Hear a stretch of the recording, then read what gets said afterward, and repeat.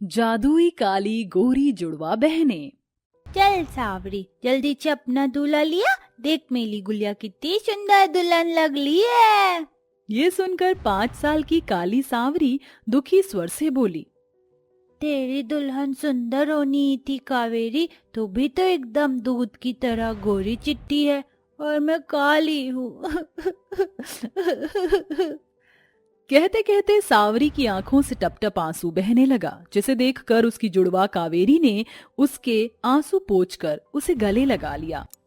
आले ले ले लोते नहीं। कौन कहता है कि मेरी बहन सांवरी सुंदर नहीं है? तू तो इतनी नहीं, इतनी ज्यादा सुंदर है। इतने में उनका पिता मदन आकर दोनों बच्चियों को प्यार से पुचकारते हुए कहता है, अरे मेरी दोनों जुड़वा बिटिया रानी, क्या कर रही हैं? आज हमारे गुड्डे गुड़िया की शादी है बाबा। एक दिन तुम जुड़वा बहनों की भी शादी हो जाएगी। तभी एकाएक कावेरी ने भोलेपन से पूछा, बाबा तब तो माँ हम दोनों से मिलने आएंगे ना?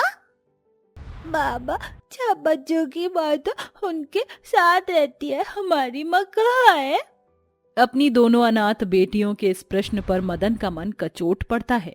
5 साल पहले देवकी अपनी दोनों जुड़वा बेटियों को जन्म देते वक्त स्वर्ग से धार गई। तब से मदन अकेले ही माँ बाप दोनों का फर्ज निभाते हुए अपनी बेटियों का लालन पालन कर रहा है। मगर कहते हैं ना, माँ तो माँ होती है। मदन अपनी दोनों बेटियों के लिए सौतेली माँ नहीं लाना चाहता था, इसलिए उसने फिर से दोबारा अपना घर नहीं बसाया।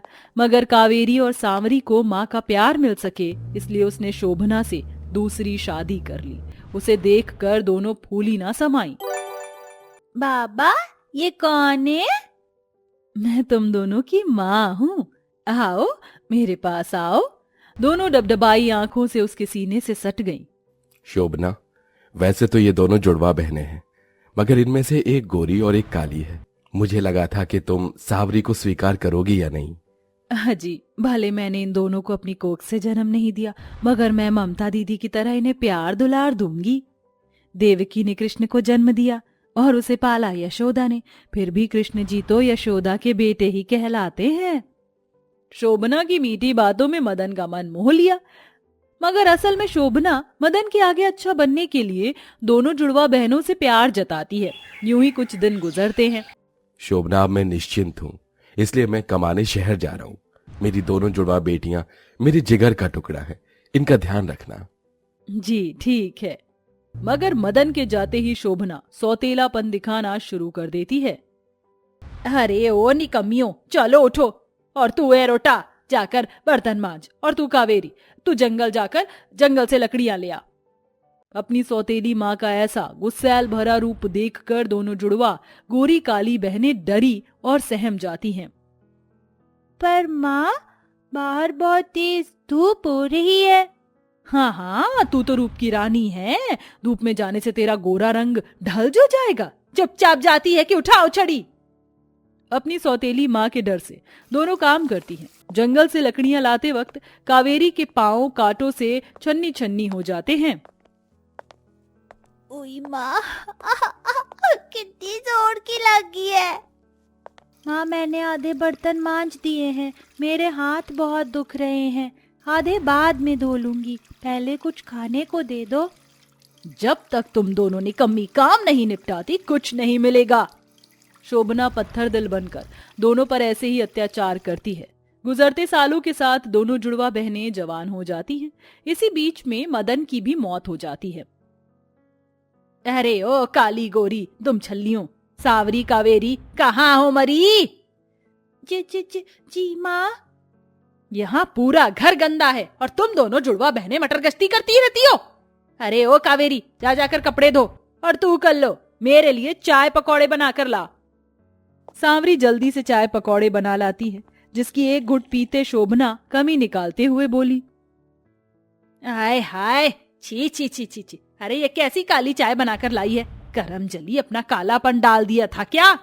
ये सुनते हुए सांवरी बहुत रोई।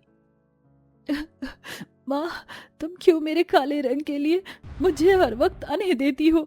ये सुनते ही शोभना गुस्से से भड़कते हुए उस बेचारी के बाल नोचने लगी। काली कलूटन बैंगन लूटी, मुझसे जुबान लड़ाती है। पता नहीं ससुराल में जाकर बसेगी भी कि नहीं। अपनी सौतेली माँ को इस तरह से अपनी काली बहन पर अत्याचार करता देखकर कावेरी उसे छुड़ाती है। माँ छोड़ दो मेरी बहन को, मैं तुम्हारे पांव पड़ती हूँ। तूने मेरा हाथ रोका, बड़ा याराना लगता है दोनों जुड़वा बहनों में। एक दूसरे के लिए जान देने को भी तैयार रहती हो। अब तुम दोनों बहनों को सजा मिलेगी। शोभना दोनों को घसीटते हुए कोठरी में बंद कर देती है। 2 दिन गुजर जाते हैं। कावेरी, मेरी भूख और प्यास के मारे आते सूख रही है, माँ कुछ खाने को दे दो। तभी शोभना एक बुरी दिखने वाली थाली में मिर्च भरा चावल डालकर उनके आगे देती है। ये लो, ठूस लो दोनों, हपसन कहीं की। इसके साथ शोभना कोठरी का दरवाजा बंद कर देती है। दोनों खाते ही छटपटा उठती हैं और पानी के लिए रोते पीटते दुखी दिल से माँ को पुकारती हैं। खाओ तुम माँ, काश कि हम अनाथ जुड़वा बहनों की किस्मत में अच्छा खाना लिखा होता। ये कहकर काली सावरी ने जैसे ही थाली को छुआ तो एक बड़ी चमक के साथ थाली भांति भांति के स्वादिष्ट व्यंजनों से भर जाती है। ये कैसा चमत्कार, कैसा जादू है जो छूते ही मेरे मनपसंद की चीजों से भर गया।